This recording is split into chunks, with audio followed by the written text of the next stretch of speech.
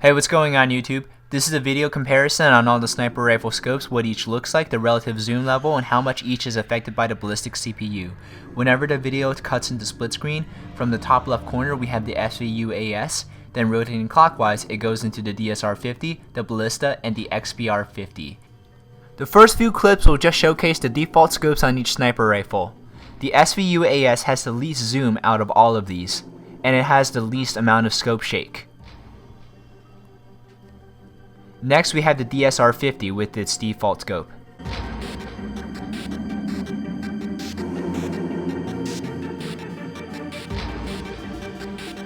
The next bolt action rifle, the Ballista, with its default scope.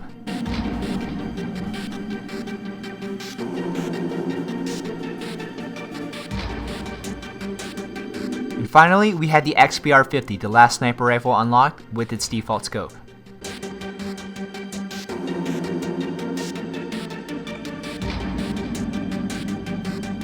I have synced the raise time of each sniper rifle down to the frame of animation, so it looks like that all the scopes raise around the same time, but the svu-as and the Ballista have the least amount of sway, followed by the DSR-50 and the XPR.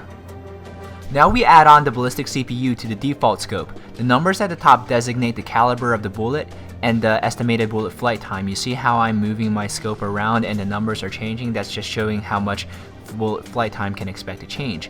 And immediately we see it reduces the amount of sway. I decided to use Nuketown as the map for comparing the sniper rifles because most people are familiar with the house-to-house sniping, and you can use this as a reference.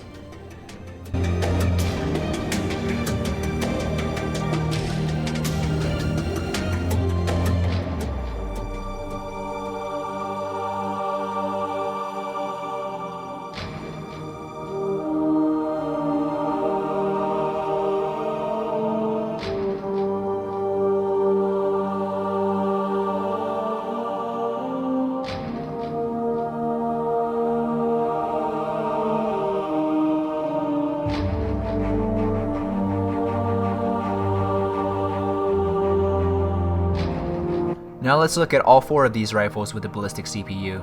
The same trend appears with the svu-as and the Ballista having the least amount of sway, followed by the DSR and the XPR. Now let's look at the same rifle without and with the Ballistic CPU.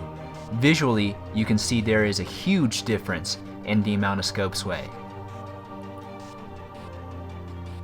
When firing, we can expect a more consistent bullet spread with the Ballistic CPU.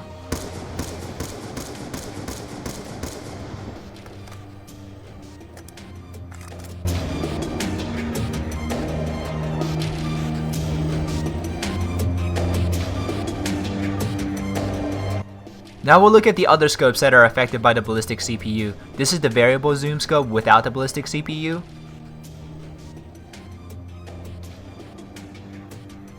And now we put on the Ballistic CPU to minimize the sway. I'm pretty sure the raise time of the variable zoom scope is the same regardless of whether you're zoomed in all the way or you're at the minimum zoom level. This is opposite of Black Ops 1, where you could reduce the raise time by having the scope set to the lowest zoom setting. I might be wrong. If I am, correct me on that. Again, we're going to test the XPR with the same scope without the Ballistic CPU and with the CPU. The next attachment that is affected by the CPU is the dual band scope, which adds a thermal overlay.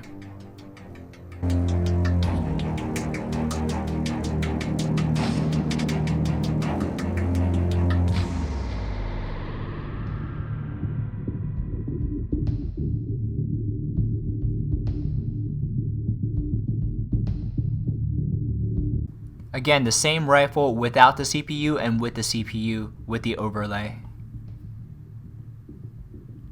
The next attachments for the sniper rifle is the ACOG scope. It has minimum zoom but can't be used with the CPU.